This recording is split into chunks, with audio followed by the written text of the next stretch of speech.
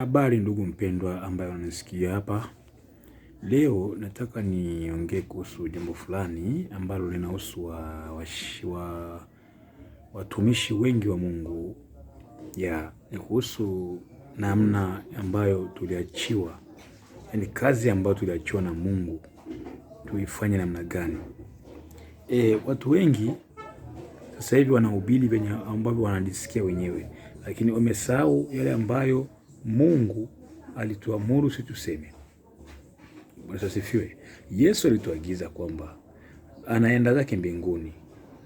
Yeye ametuachia yote, uwezo kila namna wa kutoa pepo, kufufua watu, kutoa magonjwa, kufanya kila kitu. Yaani kila kitu alitukabidhi baba yetu, lakini akasema kwamba enendeni kule ulimwenguni mkawafanya wale mataifa, yaani wao walimwengu ambao hawajamwamini, wale ambao hawajamfuata yeye Yesu Kristo, tuwafanye kuwa wanafunzi, yaani wamfuate yeye Mungu mwenye nguvu. Umeona? Na kuwabatiza kwa jina la Baba na la Mwana na la Roho Mtakatifu. Lakini sasa hivi watu wanakuwa wanahubiri mambo ambayo yapo kinyume na hilo neno. Nadhani mnajionea na ninyi wenyewe.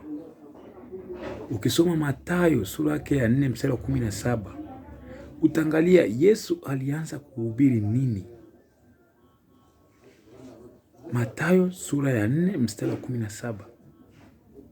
Yesu alianza kuhubiri, tubuni kwa maana ufalme wa Mungu unakaribia. Alihimiza watu kufuata ile kweli, alihimiza watu kumfuata Mungu.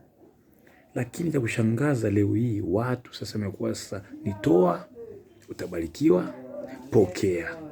Hivi ni vitu ambavyo Biblia inasema kwamba utafuteni kwanza ufalme wa Mungu na mengine hayo yote hayo kupokea, sijui utabarikiwa, sijui nini, mtazidishiwa. Mungu wetu sio mzalimu, hasemagi uongo, maneno yake hayapitagi, yanaendelea milele na milele. Hivi cha kufanya ni kitu gani?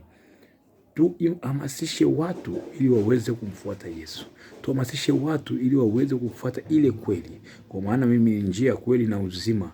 Yesu ndio njia, kweli na uzima. Tunaelekea wapi?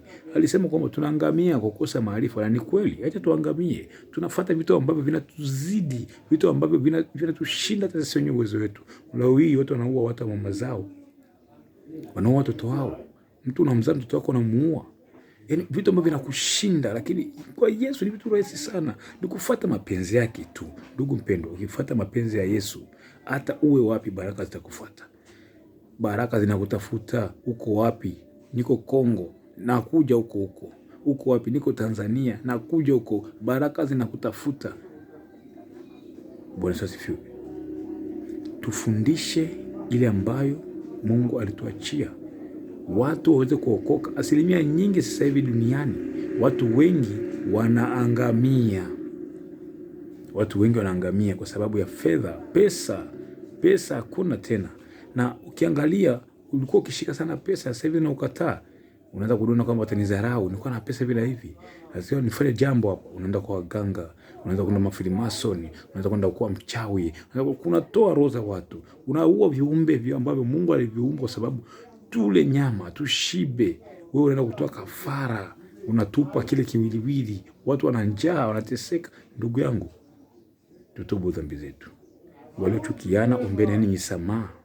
Tuishi vizuri na Mungu atubariki kwa neno hilo ambalo ni chache. Wewe ambao unanisikia na unanielewa, nipo kwenye akaunti yangu ya YouTube. Utanifuata. Vile vile endelea kushare, kusubscribe, kucomment and kulike. Asante na Mungu akubariki sana.